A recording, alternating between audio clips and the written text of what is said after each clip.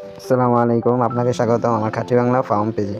আসার জন্য ধন্যবাদ। প্রথমে আপনাকে একটি বোর্ডিং বানাতে হলে একটি সুন্দর জায়গা দরকার হবে। আপনি যদি টাইলস অথবা ফুলের উপর করেন, তার জন্য যা করতে হবে তা হলো একটি চট বিছাবেন।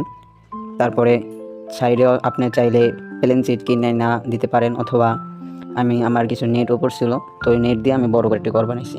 অথবা এরকমও পারেন যে শুধু সাইডে 4টা করে ইট দিয়া তারপর উঁচা করতে, অথবা 5টা করে ইট দিয়ে উঁচা করবেন। ইটটা দেওয়ার কি রিস্ক, যদি বাসে কেউ আসলো একটু ধাক্কা বললো, ইটটা পড়লে বাচ্চাটি নিচে থাকলে মারা যাবে। এই জন্য আমি ইট সরে তারপরে জ্বালিয়ে দিছি। আমার প্রথমে ইট এটাই ছিল, ওটা আপনি ভিডিওতে দেখতে পারবেন।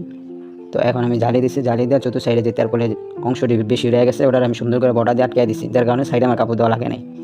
ভিতরে যেটা দিবেন, চটের ভিতরে প্রথমে তুষ দিবেন, তুষের উপরে কিছু কাপড় অথবা পেপার থাকলে পেপার দিবেন। পেপার দেওয়ার উপরে আবার তুষ দিবেন, তুষ দেওয়ার পরে যাতে যদি মাটিতে অথবা ফ্লোরে টাইসেলের নিচে থেকে ঠান্ডাটা না উঠতে পারে, এই জন্য এরকমভাবে দিবেন যাতে যে আপনার কাছে মনে হয় যে না এখন আর ঠান্ডা আসবে না। এরপরে উপরে পাটের সালা যেটা বলে ওইটা দিবেন। পাটের সালা দিয়ে দেখা গেছে কি সবচেয়ে ভালো হয়, যেটা ওরা আইটা মজা পায়, কারণ পিছলা জাতীয় জিনিস দিলে ওরা পুরো পিছল খাইলে পরে জায়গায় জায়গায় পরে পাও প্যারালাইসিসে পরিণত হয়ে যায়। পরে এসে আদার পানি খাইতে পারে না, ওষুধ পানি নিতেও খাইতে পারে না। পরে দেখা যাচ্ছে আস্তে আস্তে পাখিরা একদিনের ভিতরে পরের দিনেই মরে যায়। তো আপনি ওটা নিয়ে তো আর মনে করেন যে অনেকটি পাখি উঠেছে না, ওটা নিয়ে আপনি প্রিপারেশন নিতে পারতেছেন না, তখন বাচ্চারা দেখা গেছে মারা যায়। তো ওই এরকম না করে পাটার চালা দিয়ে দিলে পুরো নিশ্চিন্তা। আর বাতির ক্ষেত্রে, পাওয়ারের ক্ষেত্রে যে ভিতরে কত পরিমাণ সেলসিয়াসে গরম রাখবেন সেটা হচ্ছে গিয়া ভিতরে 34 দিবেন, 34 থেকে 35 দিবেন। আর যেটা মিটার দিবে, মিটার আছে ইন আউট। তাই ইনে এসে গিয়ে আপনার বাতি ফিট করবেন, আউট এসে গিয়ে যখন 35, যদি 34 আপনি দিচ্ছেন, 34 আসলে বাতিটা জ্বলে উঠবো। তো 34 থেকে 35 পর্যন্ত গেলে বাতিটা বন্ধ হয়ে যাবে।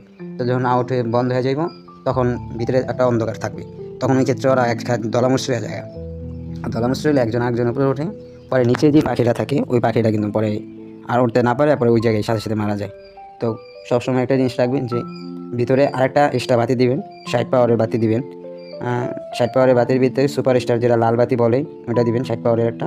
তো 60 পাওয়ারের একটা দিলে সর্বদা যে জ্বলে, তো ভিতরে দেখা যাচ্ছে সর্বদা গরমটাও থাকবো, ঘন ঘন বাতি জ্বললেও উঠবো না, আর তাপমাত্রাটা নিয়ন্ত্রণে থাকে। তাহলে আবার আর একটা বিষয় যে যখন একবার কারেন্টই জায়গা, তখন কিন্তু পুরো অন্ধকার হয়ে থাকে, তখন যে কোনোভাবে একটা আলোর ব্যবস্থা করবেন। যেমন আমার কাছে ব্যাটারি আছে, এই জন্য আমি ব্যাটারি দেওয়া আলোর ব্যবস্থা রাখছি। তারপরও মনে করেন যে এখানে গলার দলামুচড়ি হয়ে যায়। ও 10 থেকে 12 দিন পর্যন্ত যে বোর্ডিংয়ে রাখবেন, 10-15 দিন, খুব সুন্দর করে যত্ন করে একটু মেহনত করতে হবে, কষ্ট করতে হবে। কিছু পেতে হলে কিছু দিতে হয়। আপনার তো আর কিছু দেওয়া লাগতেছে, আপনি শুধু একটু শ্রম দিবেন। শ্রমটা যদি না দেন তাহলে কীভাবে হবে বলেন? তাহলে আমাদের এই ভিডিওতে শুধু আমরা বোর্ডিংয়ের বিষয়ে রাখছি। এরপরের ভিডিওতে আমাদের সাথে থাকবেন। পরের ভিডিওতে আমরা বোর্ডিংয়ে অবস্থায় পাখিদেরকে কী কী খাওয়ানো হয়, খাওয়া কী ওষুধ দিলে কখন দিবেন, কী দিবেন, এ বিষয়ে